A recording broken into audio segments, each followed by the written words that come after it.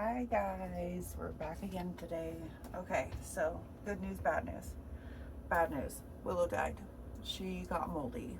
I really don't know how that happened, but I mean, it is what it is. So we are gonna do another sourdough starter to start today because I really want to get this right.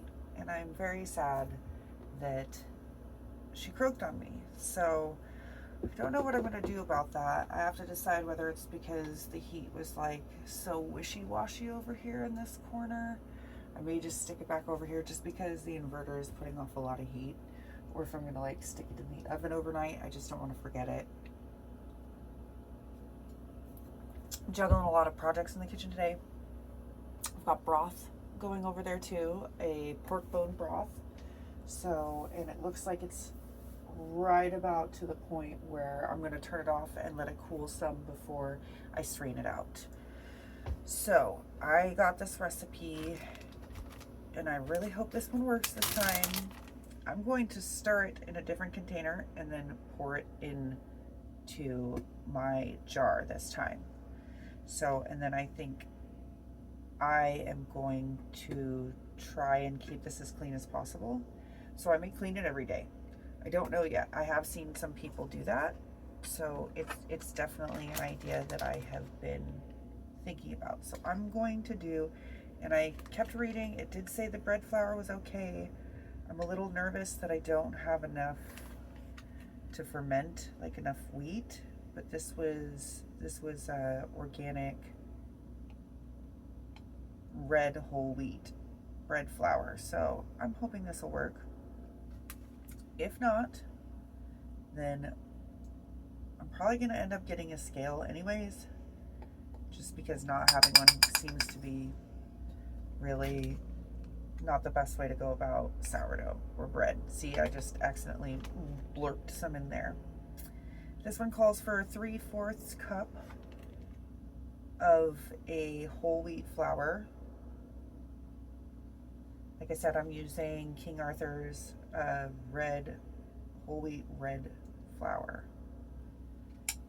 And then a 1/2 cup of room temperature filtered water.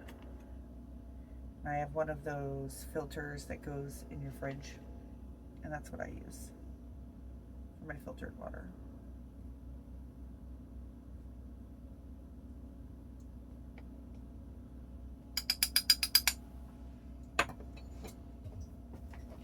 Forgot something to mix it with.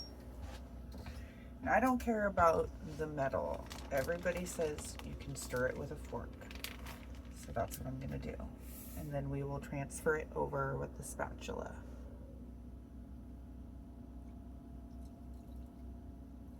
There's that 1/2 cup of water to the 3/4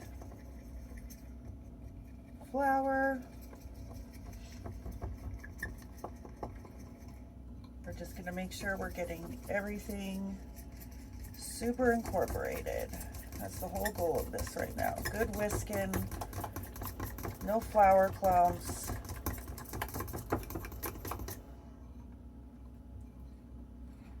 I'll try to pull everything down from the sides before I go back at it.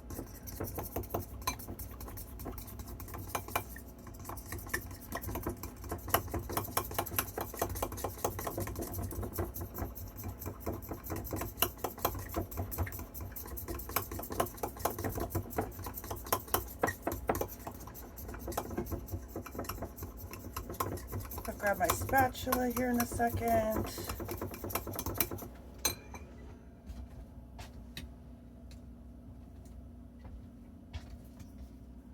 I think we are almost to a point where I feel comfortable transferring this back over.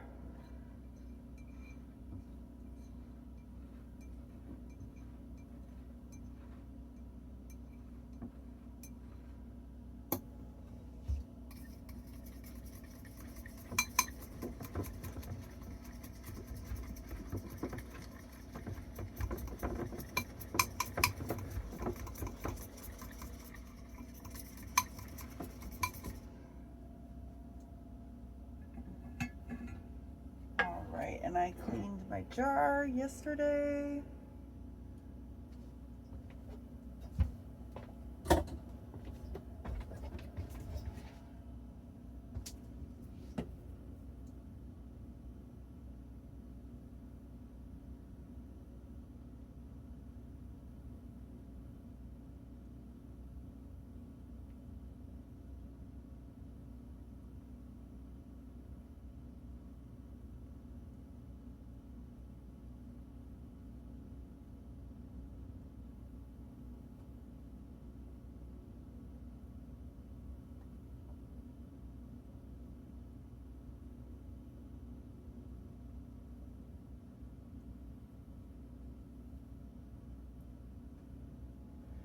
Alright, there we go. We're going to clean up all these utensils as well so that I can reuse them for tomorrow.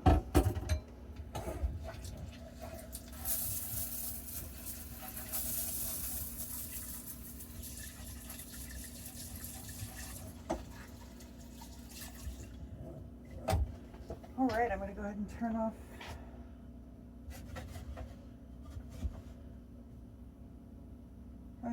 turn off the broth at this point. It looks pretty phenomenal. If it fits in my container is going to be more of the question. Alright, so I'm going to pop the lid on. I'm going to mark it.